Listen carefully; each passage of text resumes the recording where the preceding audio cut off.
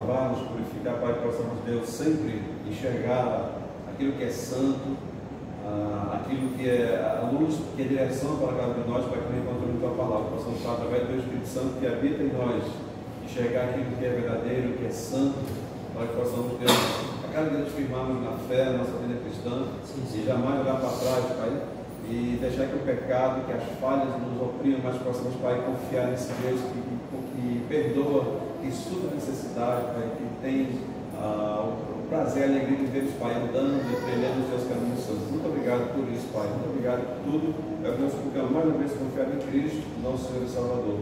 Amém. Amém. Amém, Senhor. Vamos para o nosso estudo então, irmãos. Dando continuidade. Quinta-feira passada a gente viu sobre o homem no seu estado original. Hoje vamos ver o homem no estado de pecado, a origem e o caráter essencial do pecado. Abra comigo, vamos lá em Gênesis.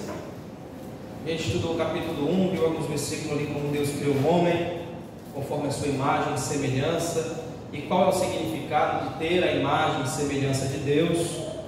Hoje vamos ver já o oposto.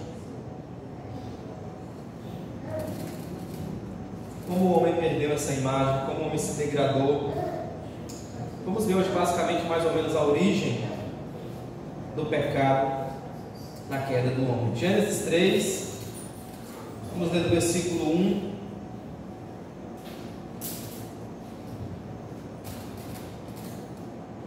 até o versículo 7. Diz assim a santa palavra de Deus: Mas a serpente, mais sagaz que todos os animais selváticos que o Senhor Deus tinha feito, disse à mulher: É assim que Deus diz: Não comereis de toda a árvore do jardim? Respondeu-lhe a mulher: Do fruto das árvores do jardim podemos comer, mas do fruto da árvore que está no meio do jardim, disse Deus: Dele não comereis, nem tocareis nele, para que não morrais. Então a serpente disse à mulher: É certo que não morrereis, porque Deus sabe que no dia em que dele comerdes, se vos abrirão os olhos, e como Deus sereis conhecedores do bem e do mal. Vendo a mulher que a árvore era boa para se comer, agradável aos olhos, e árvores desejável para dar entendimento, tomou-lhe do fruto e comeu, e deu também ao marido, e ele comeu. Abrindo-se então os olhos de ambos, e percebendo que estavam nus, coseram folhas de figueira e fizeram cintas para si. Vamos orar mais uma vez?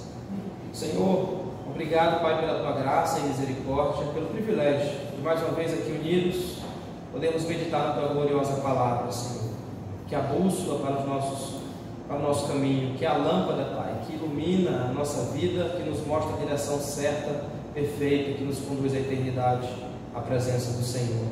Pai amado, que de fato possamos desfrutar, Pai, da Tua palavra essa noite, que o Senhor fale conosco, que possamos de fato sermos, ó Pai, alcançados, edificados por meio desse estudo, que o Teu nome seja glorificado e que o Senhor receba a glória que é devida ao Teu santo nome. É o que eu te peço, o que eu te agradeço, em nome de Jesus. Amém e amém. O problema da origem do pecado, irmãos, é que necessariamente se impõe a atenção dos homens ponderados, daqueles que se acham que têm entendimento. A gente vai ver que muitas pessoas tentaram dar uma definição do que é pecado e de como que o pecado se desenrolou durante a história. Temos aí os pelagianos, semi-pelagianos, os evolucionistas, que depois os irmãos, se puderem, tiverem oportunidade, poderão pesquisar sobre como que essas pessoas enxergaram o pecado. Tanto eles quanto os antigos e novos teólogos também que têm surgido no período da história da igreja, muitos também têm dado a sua posição no tocante ao pecado. Mas eu vejo que nos nossos dias há uma omissão tão grande no tocante a respeito da doutrina do pecado. Percebe-se que muitos têm uma vida superficial e uma fé superficial porque não compreenderam de fato o que é o pecado e como que se deu a origem do pecado na queda do homem. Se não entendermos a doutrina do pecado, dificilmente entenderemos a necessidade de salvação. Dificilmente entenderemos a necessidade de um Salvador, que é Jesus Cristo, nosso mediador. dificilmente entenderemos a necessidade de santificação, de buscarmos a Deus, de nos separarmos do pecado e vivermos uma vida santa diante de Deus. O interessante, irmãos, que um dos principais propósitos do ministério do Espírito Santo após a subida de Cristo aos céus fala a respeito da vinda do Espírito Santo e do seu ministério, é convencer pessoas dos seus pecados. Jesus diz que quando Ele vier, o Consolador, Ele vos fará saber tudo quanto vos tem ensinado. E diz que Ele vos convencerá do pecado, Ele convencerá o mundo do pecado, da justiça e do juízo. Então você percebe, principalmente na vida de pastores, de pregadores, de pessoas que usam da palavra, se existe uma omissão no tocante ao pecado, é claramente notória que na vida desse pastor, desse pregador, desse indivíduo, teólogo ou qualquer outra pessoa que usa a palavra para pregar, é claramente evidente de que não há uma ação do Espírito Santo. Um dos maiores papéis do Espírito Santo é revelar o pecado, é abrir os olhos, o entendimento e mostrar no nosso coração a vileza do nosso coração, o pecado que reside e que mora no nosso coração.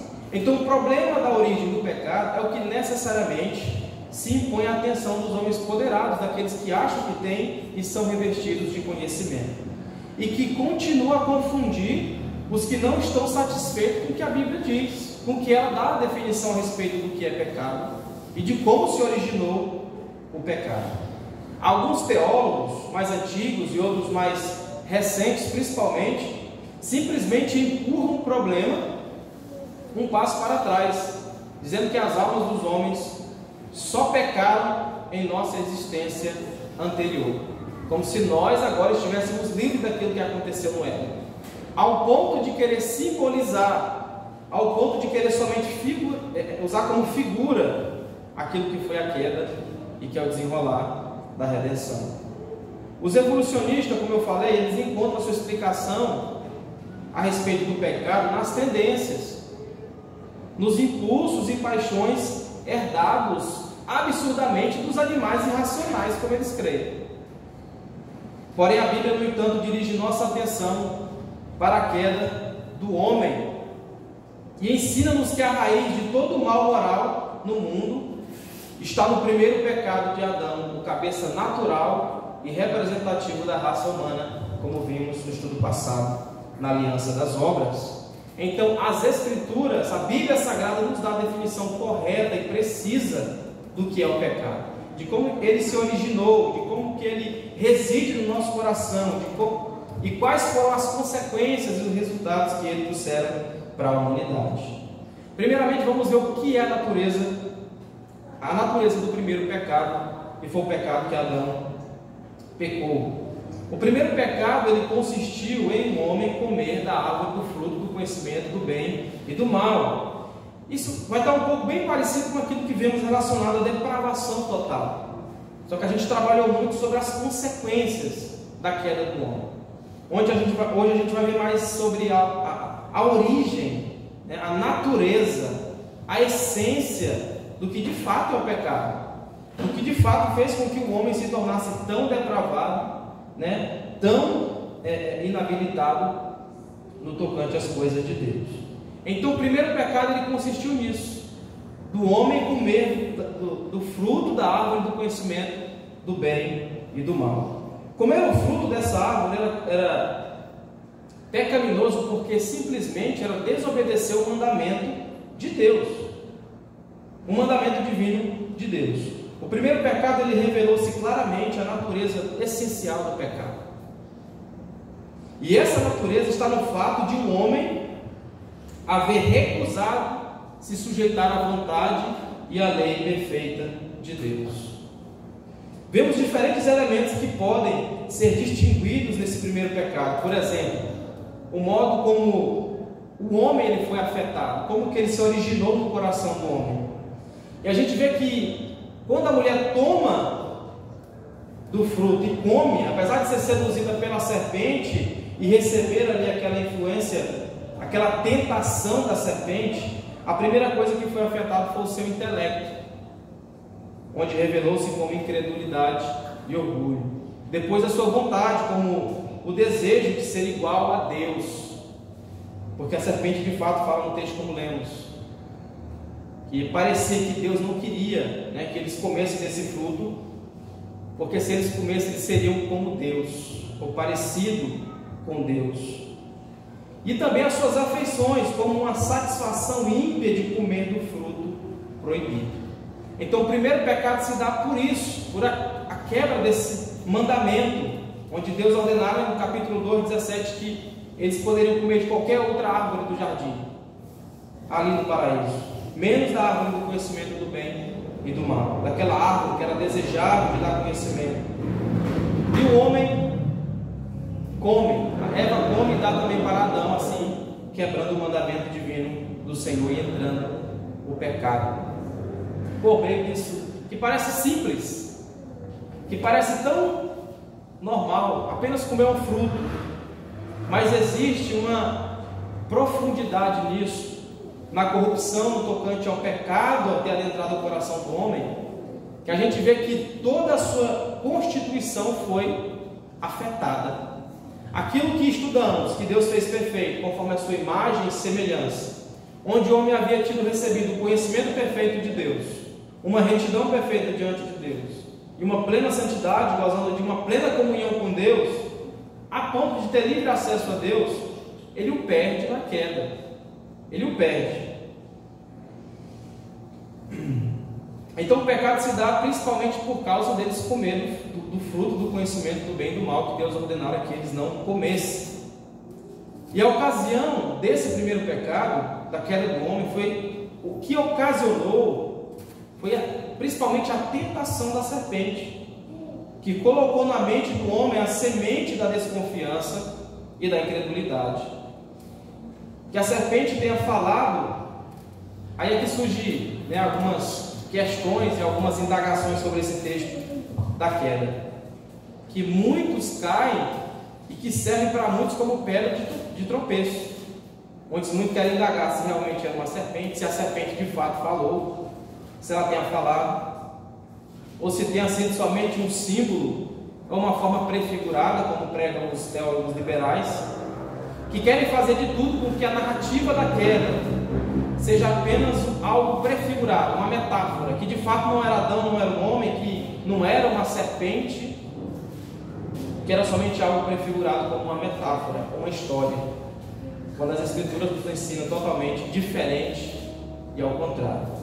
Entretanto, a Escritura claramente dá a entender que a serpente era tão somente um instrumento de Satanás, que era o tentador real, o próprio diabo, que estava operando na serpente e por meio dela, assim como nos dias do ministério de Jesus, que ele operou nos homens e também naqueles porcos que se precipitaram naquela manada de porcos. Então a gente vê que de fato o diabo usa e usou a serpente como instrumento de tentação com Eva, para seduzir, para que ela comesse do fruto do conhecimento do bem e do mal. E o terceiro foi o resultado do primeiro pecado. Natureza, o que ocasionou e o resultado. Em consequência do primeiro pecado, o homem perdeu a imagem de Deus no sentido restrito da palavra. Ou seja, aquele verdadeiro conhecimento de Deus, a retidão que ele possuía de Deus e a santidade. E além disso, ele tornou-se totalmente, o termo que utilizamos nos 5 pontos, né? Totalmente depravado. Ou seja, depravado em todas as partes do seu ser, inteiramente incapaz de produzir qualquer bem espiritual. E além disso, além de ter perdido todo esse conhecimento, toda essa retidão e santidade, e ter feito com que toda a sua constituição fosse contaminada pelo pecado, além disso, o homem tornou-se sujeito à lei da morte, principalmente a morte espiritual, a morte eterna e também a morte física. Então o homem também se torna sujeito à morte. Você vê que a consequência da queda foi algo realmente. Além disso, o homem tornou-se sujeito à lei da morte, no sentido mais pleno da palavra. Ou seja, morte física, morte espiritual e morte eterna. Por que o castigo de Deus contra o pecado de Adão e Eva teve que ser tão severo no incidente? Por que Deus lidou de forma tão severa com Adão e Eva? Por que Deus não resolveu ali aquele problema? Muitos indagam. E perguntaram isso até para R.C. Sproul. Ele responde até meio bravo, né? Porque, de fato, essa pergunta mostra que essa pessoa não conhece o caráter de Deus, quando questionamos dessa forma. Por que Deus não resolveu aquele problema ali? Por que Deus tratou eles tão severamente? Muitos indagam. Uma pergunta dessa revela que, de fato, o nosso coração ainda não conhece o caráter de Deus, do Deus único e verdadeiro. Porque esse pecado foi cometido contra um Deus santo e eterno. Um Deus que, numa tradução do hebraico de Abacuque 1,13, ele fala que Deus não pode contemplar o mal, diz ali, especificamente transferindo do hebraico para o português, que Deus ele não pisca quanto ao pecado. Ele contempla, ele vê o pecado, e ele tem pavor no pecado, a ponto de dizer que ele não pode contemplar o mal. Então esse pecado, ele de fato foi uma desonra contra o caráter de Deus, foi um zombar do caráter santo de Deus. Então a pessoa que pergunta por que Deus foi tão rígido, foi tão ruim, porque Deus, o que ele teria que fazer, se ele desse o que Adão precisasse, né, que de fato a morte eterna, era condenar. Mas Deus é fiel à sua aliança, e ele não nega a si mesmo. E ele não foi pego também de surpresa, como vimos nos decretos soberanos de Deus. Então o homem tornou-se totalmente depravado, separado de Deus, destituído de graça, de conhecimento, de retidão e de sabedoria, onde a morte permeou todas as suas entranhas, onde morte aqui no sentido, quando pensamos em morte muitas das vezes, só o que vem à nossa mente é quando uma pessoa para de respirar. Mas é como o próprio autor diz, a palavra no sentido mais pleno da palavra, de morte, de separação, de castigo eterno. É nesse aspecto, é nesse sentido. Por isso que Paulo diz em Romanos 6,23, porque o salário do pecado é a morte. O salário do pecado é a morte eterna, porque esse pecado foi cometido contra um Deus santo, um Deus eterno. Por isso que o homem é digno de tal consequência, de tal castigo divino, porque ele pecou contra o Deus santo verdadeiro, que não pode contemplar o mal, que não pisca quanto ao pecado. Então, o caráter essencial do pecado, existem muitos conceitos errôneos a respeito do que é o pecado e de definições a respeito do pecado. Principalmente muitos crentes de dentro da igreja dão uma definição errônea acerca do pecado, onde muitos veem o pecado somente como algo externo, mas não conseguem entender a essência do pecado. Então há muitos conceitos errôneos acerca e a respeito do caráter real do pecado.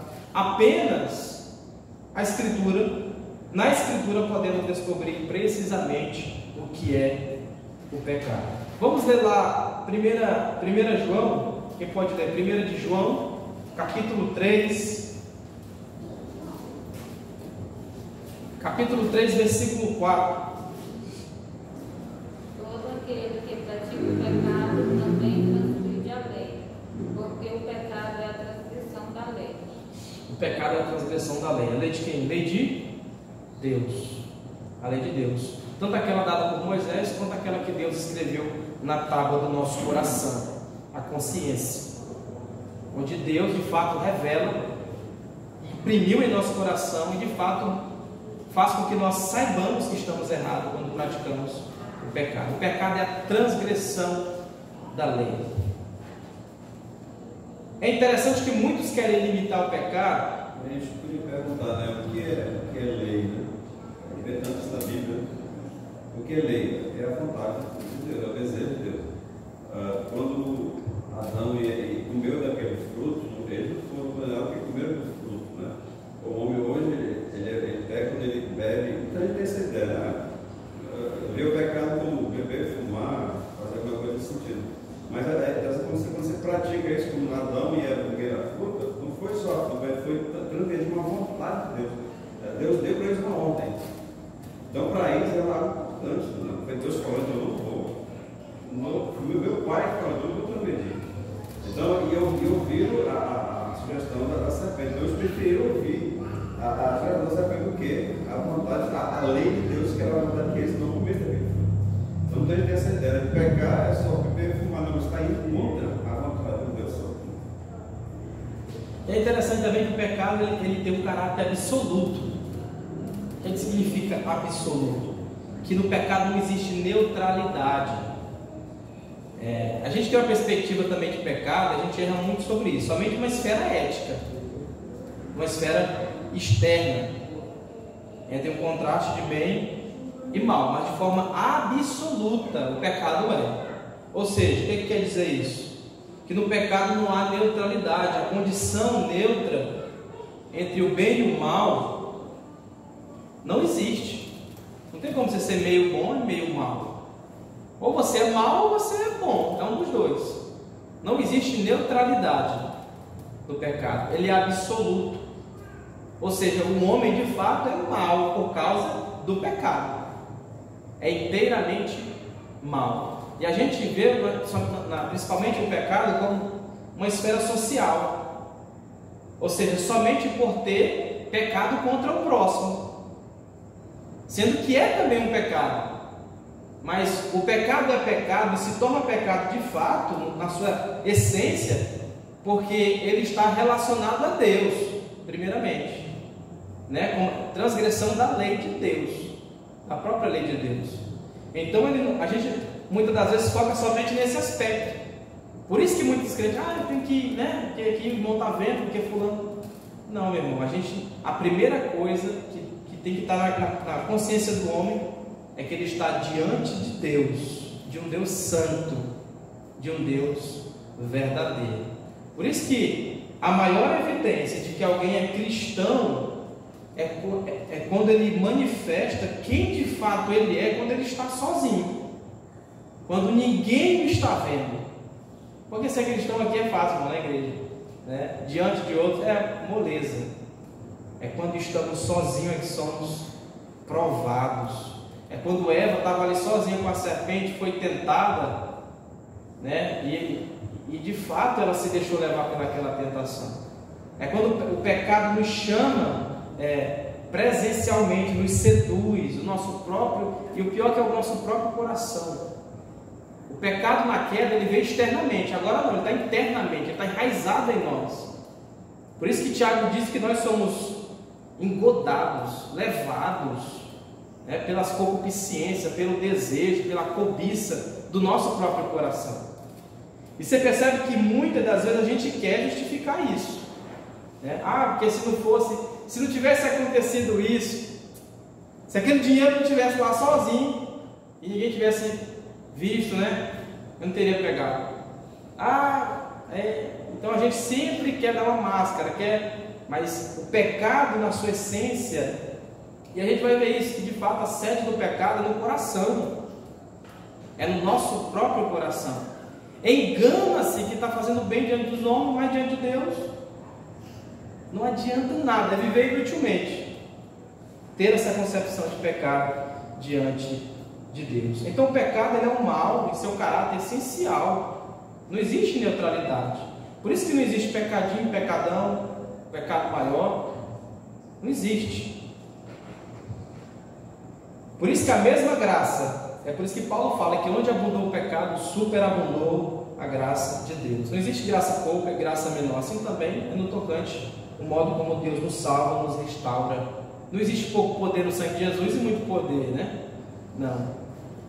Ele é de fato poderoso. Não existe neutralidade, existe um absoluto. O pecado ele é absoluto, ele tem um caráter absoluto na sua essência.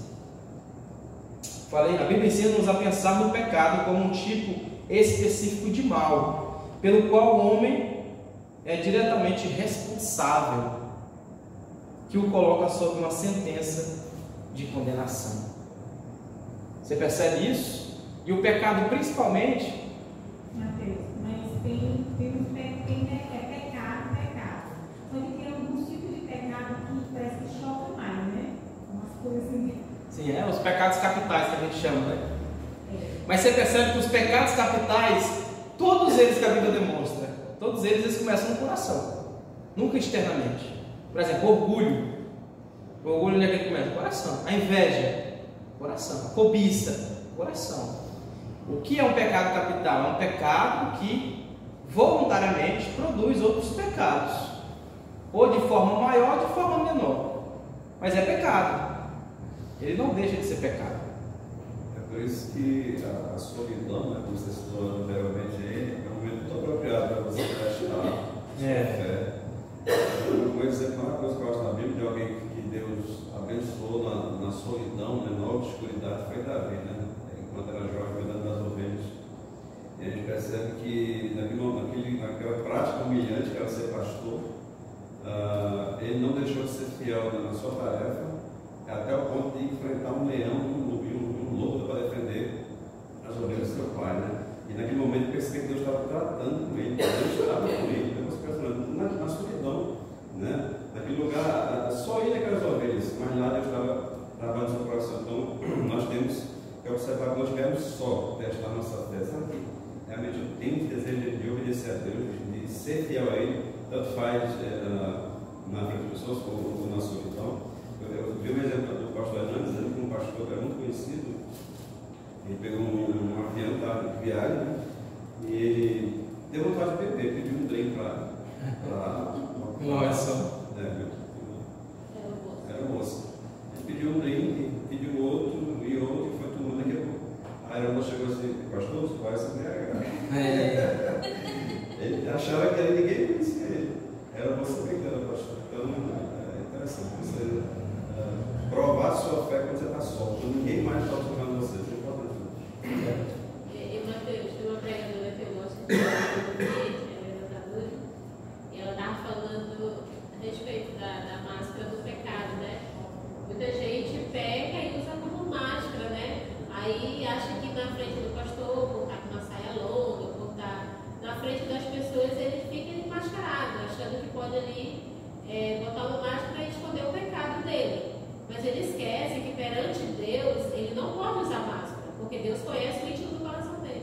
Então, quando ele reconhece que realmente, perante Deus, ele não pode se mascarar, aí ele sabe que realmente o que é ser o verdadeiro servo do Senhor, obediente a Deus. Exatamente. E, irmãos, eu digo uma coisa para vocês, aquilo que eu falei no princípio. Se a gente não tiver... Por que é bom a gente entender sobre essa doutrina? Você vê que tem pessoas que até evitam, né, falar de pecado para não... Não, vai expulsar as pessoas, as pessoas não vão querer vir ouvir a pregação. Mas não existe. O próprio Cristo falou muito sobre o pecado. E tem que ser ensinado isso. Um crente que não conhece a natureza, a essência do pecado, ele vai ter uma fé superficial, uma vida cristã superficial. E o interessante é que crente, eu falo de crente mesmo, de verdade, crente ele não peca por falta de conhecimento. Não é por falta de conhecimento. Você vê como que nós estamos tão contaminados pelo pecado. Nós pecamos até durante o culto. A gente tira pela nossa própria realidade. Às vezes nosso pensamento está em outra coisa, que nem é coisa de Deus. Você vê como que nós fomos deformados pelo pecado, a ponto de estarmos trabalhando para Deus, em serviço a Deus, e com a mente em outra coisa que é pecado, que é contra Deus, né? Graças a Deus por Jesus Cristo, não estamos mais sob a aliança das obras, mas da graça, aquela que vem de Cristo. Exatamente. A velha natureza com a nova natureza. E essa luta é até a volta de Cristo. Por isso que é importante entendermos essas coisas. Não tem como você lutar contra um inimigo que você não conhece. Foi o que Moisés fez com Josué, né? E Josué e outro colega dele foram espiar até Caleb. Josué e Caleb. Vá lá e vê como é que é a terra, né? Basicamente é isso. O pecado é isso. A gente precisa conhecer, saber as consequências, o porquê do pecado, principalmente porque ele reside no nosso coração e mora no nosso coração. Então é perfeitamente claro que a Escritura considera pecado em relação a Deus e a sua lei, seja ela escrita, como eu falei, na tábua do coração do homem, seja aquela dada por Moisés, que são as leis dos mandamentos. E em quarto lugar, o pecado tem a sua sede no coração. É aqui que nós vamos entender como que o pecado reside em nós, como que é a morada do pecado em nós. Por isso que muitos têm uma concepção errada, né? Usa roupa, usa o cabelo, né? Tem mulheres que usam brinco, tira o brinco, tira os enfeites, tira os adornos, tira qualquer coisa para poder fazer com que o pecado seja coberto, com que a vergonha seja coberta, quando na verdade o coração é que precisa ser purificado, ser lavado pelo sangue de Cristo. Então o pecado ele não reside apenas numa faculdade da alma, mas no coração inteiramente, que na psicologia, no pensamento da própria Escritura, que é o órgão central, né, que revela o nosso órgão central da nossa alma, da qual procedem as fontes da vida, como diz Provérbios 4, 23. A gente deve guardar o coração, porque dele procedem as fontes da vida. Então o pecado ele mora após a queda, após esse pecado de Adão, e nós como descendentes dele, ele reside, tem morada em nosso coração. É desse centro que a sua influência e as suas operações se espalham para o intelecto, para a vontade e as afeições. Em resumo, ao homem todo. Vocês lembram quando eu falei de coração? O coração não é só esse órgão que bombeia, né? Quando a Bíblia fala de coração, fala em vários aspectos. E principalmente relacionado à constituição, ao centro do que é o homem. É o coração. É o órgão da sua alma, como diz Beckhoff, né? É onde de fato permanece a constituição humana. Então toda ela foi contaminada pelo pecado. Todo o nosso ser. Por isso que quando vamos pensar, às vezes, até na glória de Cristo, né? Paulo diz que nós somos abençoados com todas sortes espirituais em Cristo Jesus. Em Colossenses ele diz que a nossa mente devemos buscar as coisas do alto, onde Cristo está sentado à destra de Deus, à direita do Pai, e pensar nas coisas que são do alto, não daqui de baixo. Por isso que a Bíblia, ela detalha e mostra vários pecados pela qual a gente deve lutar, porque toda a nossa constituição humana foi afetada pelo pecado. Os pensamentos, os sentimentos, até o nosso corpo sofre consequências do pecado. Então ele reside em nosso coração, e todas as faculdades da nossa alma foi contaminada pelo pecado. Então essa opinião ela está mais claramente baseada no ensino da Escritura. Então não adianta vestir uma roupa maior, uma saia maior. E é tanto que existe os legalistas, né? Que é os legalistas e os libertinos. Qual é o outro nome que se dá? Legalista, o outro extremo? Eu esqueci o termo, mas tem a ver com libertinagem, que são os que pregam a hipergraça, que acham que não precisa ver nada e que nada é pecado também para eles. E o outro já não, diz que tudo é pecado, né? Como uma roupa assim, assim, assim e assim, assado. Onde as Escrituras falam que o maior problema reside em nosso coração. É o nosso coração que precisa ser mudado. Às vezes não é a esposa, não é o filho, né? A justificativa que a gente coloca. É você o problema, é eu, é nós. Às vezes a gente quer caçar um problema e resolver o problema com quem está do nosso lado, né? De forma social. Ah, se fulano fosse melhor comigo no trabalho, talvez eu seria melhor com ele, né? Sempre existe essa concepção de uma teologia que não é coerente com as Escrituras. O cristão verdadeiro, ele sabe que ele lida primeiramente com ele, com o pecado do coração dele. Por isso que o calvinista mais fraco fala que ele não vale nada, que ele é um pecador miserável. Porque de fato entendemos, mediante as Escrituras, que o nosso coração é terrível, né? Vamos ler lá Jeremias 17, 19. Quem pode ler? que ponto o nosso coração foi contaminado? Assim me diz o Senhor. Jeremias 17:9? É. Assim me diz o Senhor. 17:9, perdão. Desesperadamente. Enganoso é o coração. Mais do que todas as coisas, desesperadamente corrupto. Quem me conhecerá? Olha só o termo, desesperadamente corrupto. Você vê que o problema está em nós, no nosso próprio coração.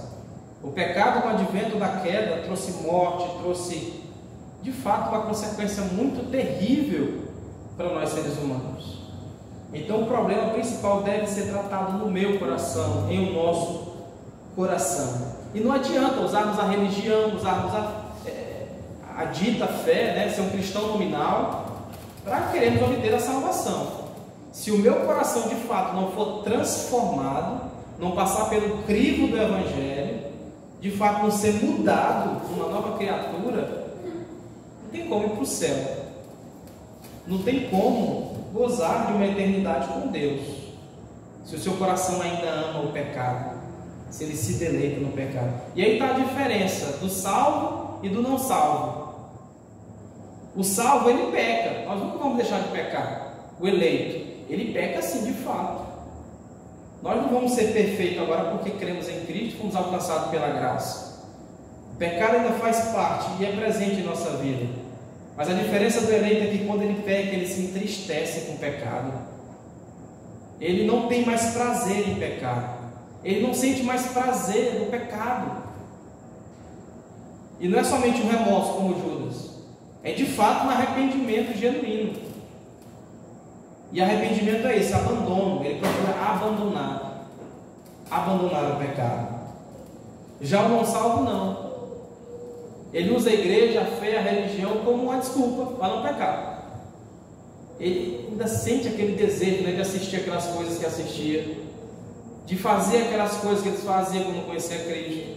Então, se o nosso coração ainda tem esses prazeres, essa é evidência que Deus ainda não transformou o nosso coração. Precisamos rogar a Deus, porque sabemos que se Deus verdadeiramente nos fez novas criaturas, de fato o nosso coração é criado segundo Deus, segundo Cristo Jesus. E vamos amar, ansiar, provar as coisas de Deus, amar as coisas de Deus. Aquilo que tínhamos deleite, o pecado, né? A sensualidade, a corrupção, o mal que residia em nosso coração, agora nós vamos abdicar daquilo, né? Vamos negar a nós mesmos e de fato buscarmos a graça e a misericórdia em Deus. E por último, existe também, irmãos, e principalmente isso é um alerta para nós, que existe muitas pessoas que acham que porque entende as doutrinas da graça, principalmente a eleição, a predestinação, acham que não precisam mais lutar contra o pecado, que não precisam mais combater contra o pecado, quando o autor aos Hebreus diz que nós devemos lutar contra o pecado até o sangue, resistindo até o sangue, porque toda a nossa vida nós vamos ter essa guerra travada contra o pecado, contra esse pecado que reside em nosso próprio coração. Então o eleito, o salvo, ele luta contra o pecado, ele busca se santificar, ele recorre a Deus, rogando a sua graça e a sua misericórdia. Ele nunca tem deleite no pecado. Como Jesus adverte os fariseus e os saduceus, no texto que lemos na confissão, né? Onde eles teorizavam lavar fora do copo, né? O fariseu podia ler a Torá e lavava o braço até aqui. Mas que adianta se o coração ainda não era regenerado? Se o coração não foi transformado pela graça de Deus? Não adianta. Jesus fala que é do coração que procede os maus desígnios do coração, o adultério, o homicídio, a cobiça, as concupiscências do coração. Elas procedem do nosso coração. É o nosso coração que tem a sede, ele é perverso, ele é incrédulo. O nosso coração é assim, irmãos. Nós somos maus, isso aqui é verdade, terrivelmente maus e corruptos. diante de Deus. E eu acho que a pior coisa que pode acontecer a um homem, a qualquer pessoa, não é perder milhões em dinheiro, não é perder propriedades e riquezas. A pior coisa que pode acontecer ao homem é ele não crer em Jesus, é ele permanecer na sua incredulidade, morto nos seus delitos e pecado, tendo um coração perverso e recebendo como justo salário a morte eterna, que é o salário por aqueles que amam e se deleitam no pecado. Amém? Amém. Mas alguém quer falar mais alguma coisa? Comentário? Essa questão da corrupção do coração é um negócio que assusta a gente. Você lê lá em Apocalipse, aquela igreja, se não me engano, que era uma igreja que lutava contra as heresias, que fazia um monte de coisa, né? É uma igreja totalmente religiosa. Mas o que Cristo fala? Olha o que eu tenho contra vocês? Vocês esqueceram do primeiro amor. Ou seja, aquela fé que vocês têm no início da conversão, que é isso que acontece quando você é novo corrigido, tem que as suas emoções vibram, né? Em servir a Deus e fazer a vontade de Deus, depois você vai esfriando e o coração vai se corrompendo. E você vê hoje um crente que às vezes não consegue se emocionar com um menino bonito na hora do